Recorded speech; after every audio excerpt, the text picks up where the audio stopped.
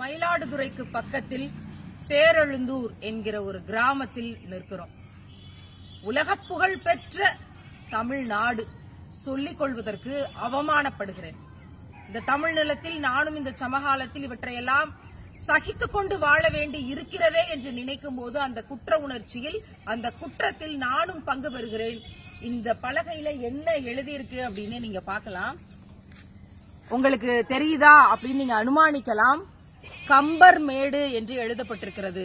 ஆம், யாமறிந்த புலவனிலே கம்பனை போல் என்று பாரதி பாடிய ராமாயணம் என்ற ஒரு பெரும் காவியத்தை தமிழுக்கு தமிழாக கொடுத்த, தமிழ் அறத்தோடு கொடுத்த எம் கம்பன் வாழ்ந்து பிறந்து வளர்ந்த இடம் என்று சொல்லப்படுகிற இடம் எப்படி இருக்குன்னு பாருங்க. எப்படி இருக்குன்னு பாருங்க. முள் புதரு, ஆடு மாடு கழிவுகள், சாராய பாக்கெட்டுகள், குப்பை கூளங்கள், மழைநீர் தேங்கி கிடக்கிற இடமாக எம் கம்பனுடைய இடம் இன்னைக்கு கிடக்கு. பலகையில மேல என்ன எழுதிருக்குன்னா கம்பர் மேடுன்னு ஆங்கில எழுத்துக்கள் தான் முதல்ல இருக்கு. அதுக்கப்புறம் கீழே தமிழ்ல எழுதப்பட்டிருக்கு கம்பர் மேடு அப்படின்னு. ஏன் இது கம்பர் மேடு என்று அழைக்கப்பட்டதுங்கிறது ஒரு பக்கம் இருக்கட்டும். 1985 தொல்லியல் துறை வந்து இங்க இருந்து அவர் பயன்படுத்தின மட்பாண்டங்கள், அவர் பயன்படுத்தின பொருட்களை எல்லாம் அகழ்ந்து எடுத்து கொண்டு போய் இன்னும் ஆய்வு செய்து கொண்டிருக்கிறார்கள். எத்தனை ஆண்டுகளாக? 2020 முடிக்க போறோம், இன்னும் ஆய்வு செய்து கொண்டிருக்கிறார்கள். இங்க கம்பனுக்கு ஒரு நினைவிடம் கட்டுறதுக்கு நமக்கு வக்கு இல்ல. பேரு தமிழ்நாடு. எப்படி இந்த நிலம் பிழைக்கும்னு நம்ம நினைக்கிறோம்? அவர் ராமனை பாடினாரா? ராமனை சுற்றி என்ன காவியத்தை பாடினார்? வால்மீகியில் இருந்து என்ன எடுத்தார்? அதெல்லாம் இங்க பொருள் இல்ல. தமிழை படைத்தார். கம்பன் வீட்டு கட்டித்தறீங்க எங்க இருந்திருக்கும்? அது எப்படி கவி பாடி இருக்கும்? அடுத்த தலைமுறைக்கு நாம் காட்டுவதற்கு இங்கு ஏதாவது இந்த நிலத்துல வந்து கால் பதிந்து நடந்து வருகிற போது அத்தனை பெருமிதமாக இருக்கு. இந்த இடத்துக்கு வந்து சந்திச்சிட்டோம். இந்த மண்ணுக்குள்ள இருந்து அந்த தமிழின் ஆற்றல் கொஞ்சமாவது நமக்கு வந்துராதா?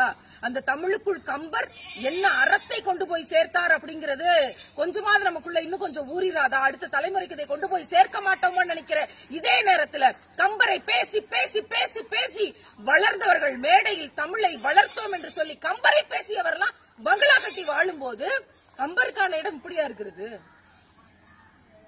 இல்ல, தமிழை வளர்க்கிறோம் கம்பரை சொல்லி என்று வாழ்ந்த நாம் எல்லாம் பங்களா கட்டி பெரிய கோடீஸ்வரங்களா இருக்கோம்.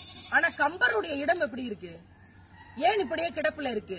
கம்பரின் பெயரில் இந்த கம்பர் மேடுங்கிற இந்த இடம், இங்கதான் அவர் வாழ்ந்தார் இருக்கிற இடம் ஏன் இப்படி இருக்கு? மிகுந்த ஆதங்கத்தோடு இந்த செய்தியை நாம் பதிவு செய்கிறோம். இதற்கான முன்னெடுப்பை இன்றிலிருந்து தொடங்கணும்னு நினைக்கிறேன். கம்பர் பிறந்த ஊர் இருக்கக்கூடிய மாவட்டம் மயிலாடுதுறை பிரிக்கப்பட்ட பிறகு மயிலாடுதுறை பேருந்து நிலையம், மயிலாடுதுறையின் முக்கிய பகுதிகள், மயிலாடுதுறையில் கட்டப்படக்கூடிய அல்லது இருக்கக்கூடிய கல்லூரிகள், பல்கலைக்கழகங்கள் எல்லாமே கம்பருடைய பெயரிலேயே நிறுவப்படணும் அப்படிங்கிறது நமக்கான பெரிய கோரிக்கையாகவும் ஆதங்கமாகவும் இருக்கு. கொண்டு போய் சேர்க்க வேண்டியது நம்மூரில் இருந்த தமிழ் ஆளுமைகள், நம்மூரில் தமிழுக்காக தியாகம் செய்தவர்கள், நம் மொழிக்காக செத்து போனவர்கள், நம்முடைய மொழியை உலகமெல்லாம் ஒழிக்க செய்தவர்கள். இவர்களை காப்பாற்றாம, இவங்க இடத்தை கட்டி காப்பாற்றாம, அதை அடுத்த தலைமுறைக்கு காட்சிப்படுத்தாம இனி தமிழை காப்பாற்றுவது என்பதெல்லாம் பெரிய சவால். அதற்கு முன்னால் கம்பரின் மேட்டில் இருந்து உறுதிமொழி ஏற்கிறோம். கம்பர் மேடு இன்னும் சில காலங்களில் விரைவாக இது ஒரு கம்பரினுடைய நினைவிடமாக கட்டி எழுப்பப்பட வேண்டும். அதற்கான முயற்சியை இணைந்து முன்னெடுப்போம். இந்த செய்தியை அடுத்த தலைமுறைக்கு கொண்டு போய் சேர்ப்போம். கம்பரினுடைய தமிழை பேசுகிற யாவரும் கம்பர் மேட்டையும் இனி பேசட்டும். தமிழ் வெல்லட்டும். புரட்சி ஓங்கட்டும்.